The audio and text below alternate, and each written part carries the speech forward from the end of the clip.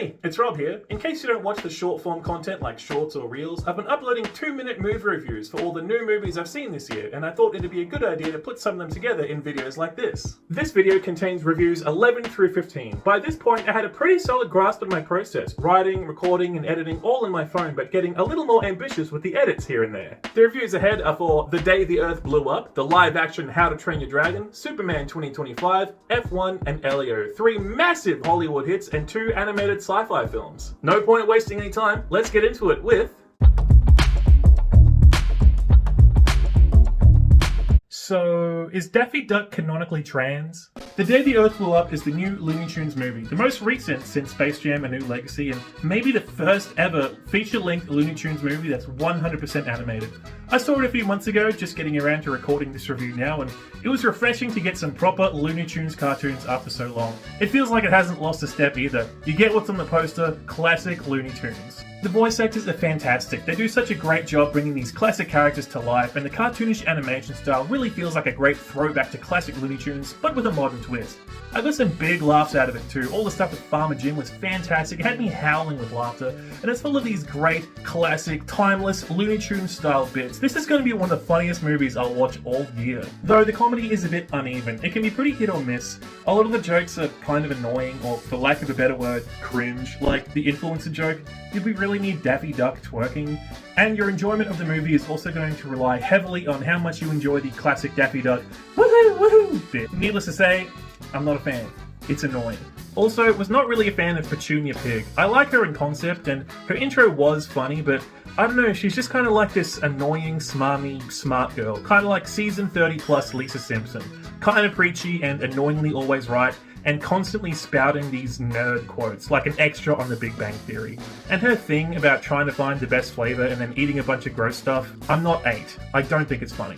But look, it's been way too long since we've gotten to see some proper Looney Tunes stuff. It absolutely sucks that Warner Brothers seems to be doing all they can to screw over these classic characters, some of the most iconic cartoon characters of all time. And I'm still glad that I saw the film. At the end of the day, it's funny, well animated, refreshingly short, and it's a great throwback to folks like me who grew up watching a lot of classic Looney Tunes. It's like a 6 out of 10. I wasn't joking about that opening line either. Daffy lays eggs multiple times in the movie, and it's not just a joke, it's an actual plot point. For real, did they just retcon Daffy Duck into being a trans man? Based. Let's start this review with a different review. DreamWorks original 2010 How to Train Your Dragon, 9 out of 10. Fantastic film. So we got some big shoes to fill here. How to Train Your Dragon 2025 is a live-action remake, and I'll be real, I'm not a fan of that as a concept. I feel like it devalues the medium of animation, as if animated movies shouldn't be real movies. Disney have done heaps of live-action remakes, and every one of them sucks. None of them improve on the original in any way, shape, or form. Which is why I'm so shocked that How to Train Your Dragon 2025 actually does improve on the original, in some areas at least. How to Train Your Dragon 2025 is 95% exactly the same, and I mean it when I say that. 95% of this is shot for shot, beat for beat, line for line, exactly the same as the original. It's almost admirable, like they use the original as a storyboard or something like that. Major scenes are identical, even tiny little moments of like Hiccup walking into a branch, exactly the same. It's the big problem of the movie. We've just done this before. It's like playing a HD remaster of a video game. You get pretty much the exact same experience, but with better graphics and at full price again. But the gold is in that last 5%. When they change things up, they honestly do it really well. The scene where Stoic rallies the Vikings to attack the dragons the first time is honestly way better here. It's way more fleshed out. That first raid too, there's more to the scene, it's way more exciting. The montage is better, the father-son moments are better. I honestly like the new dragon's designs better too. And Gerard Butler kills it here. He voiced Stoic in the original as well, but if anything, he's more animated in real life. I just wish it had done more. How to Train Your Dragon 2010 isn't a perfect film. It's great, but it has problems. Like the Hiccup Astrid romance is very rushed in the original, and is rushed here too. And the cast of supporting characters is just as underdeveloped as before. Making it so similar to the original, you lose the opportunity to make these improvements. This new version, it takes very few risks, which is a shame because when it does take a risk, it does it really well. Would I recommend the new How to Train Your Dragon? Yeah, 7 out of 10. I liked it a lot, but it's too similar to the original for me to love it. But if you've never seen the original, then check this out. I think you're gonna love it. There's not much competition, but this new Superman may be the best one since Christopher Reeve. To put it simply, the film really nails Superman and portrays him in a really refreshing way. David Corenswet's Superman is more naive and optimistic. I honestly get bored with the stoic, wise, all-powerful protector you often see. This Superman felt really unique. The film spends so much time hammering home that Superman is an alien, but this is the first time that he's actually felt human. As corny as that sounds, it's actually really sweet, and David Corenswet pulls off this balance so well. And if you have a hero, you need a great villain, and Nicholas Holt's Lex Luthor is one for the ages. As cruel and tyrannical as he is smarmy and condescending, Holt does a fantastic job with it, and I love that the whole time he felt like a genuine, credible threat. And the supporting characters are a lot of fun too. Skylar Gisondo was super fun as Jimmy Olsen, Nathan Fillion was great as Jerk Green Lantern, but Eddie Gathegi stole every scene as Mr. Terrific. Fantastic, hilarious performance by him. I like Isabella Merced as Hawkgirl too, but I wish she had more to do here. The big problem for me, sometimes there's a real mismatch with the tone of the film. James Gunn, I love him. He can write a really funny movie, but sometimes he struggles balancing the comedic and more serious parts of a film. It's whiplash. One moment you get Superman being tortured with kryptonite, then you get some silly Jimmy Olsen bits, and then back to the torture. And look, I love Krypto, you love Krypto, but let's be real, his inclusion felt silly. I also thought that Lois Lane isn't really that well rounded. Rachel Brosnahan is great, but it feels like Lois is just along for the ride most of the time. Other than she's a journalist and she likes punk rock, I really couldn't tell you that much more about her. Really, the whole Daily Planet crew could have used more development. But back to the good stuff. The effects are great, the action rocks, the camera, sound, production design, all firing on all cylinders. And it's so refreshing to see a Superman movie that doesn't spend the first hour telling us what we already know. We know he's an alien, he's raised on a farm, he's a reporter. We don't dilly-dally with another Lois Lane will they won't they situation.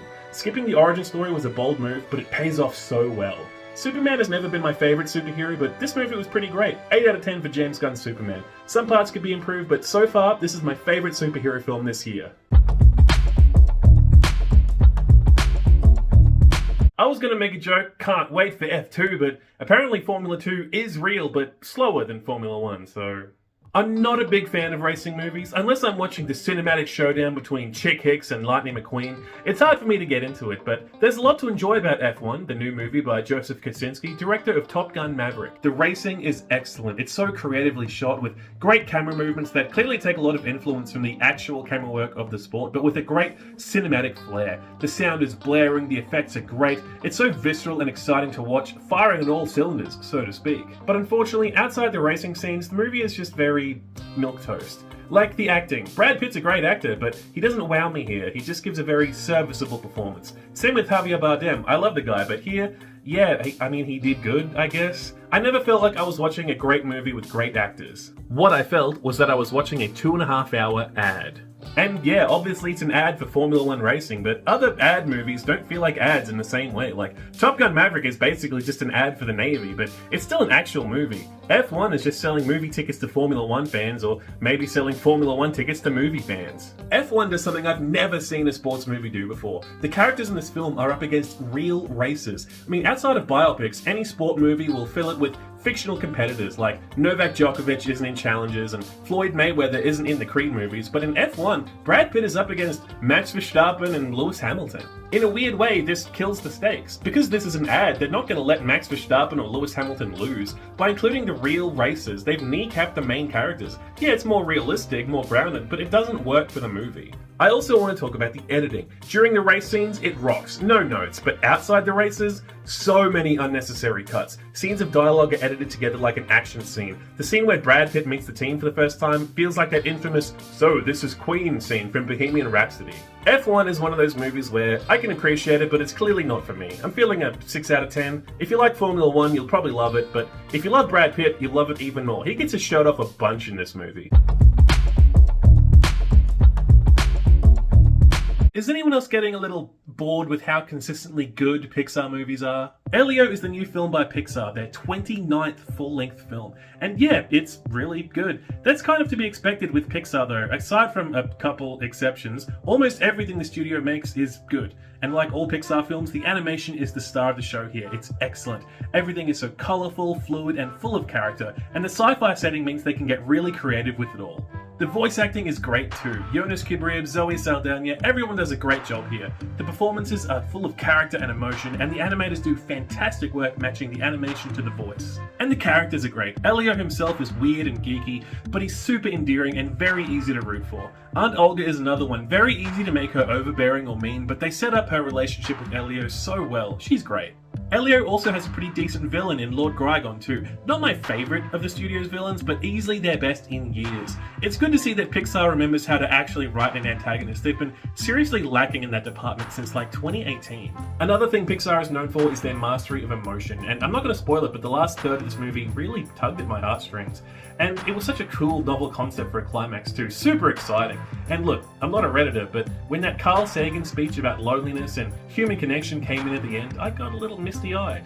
Though I wish the film were a little funnier. There are a few laugh-out-loud moments, and it's definitely not a slog to sit through, but I think I just prefer the Pixar films that do a better job balancing the tender and the funnier moments. And I praised the animation before, but don't you think that Pixar is starting to stagnate a little? The films are starting to look the same, it's getting a little tiring. I really wish they'd mix things up and go for a completely different style.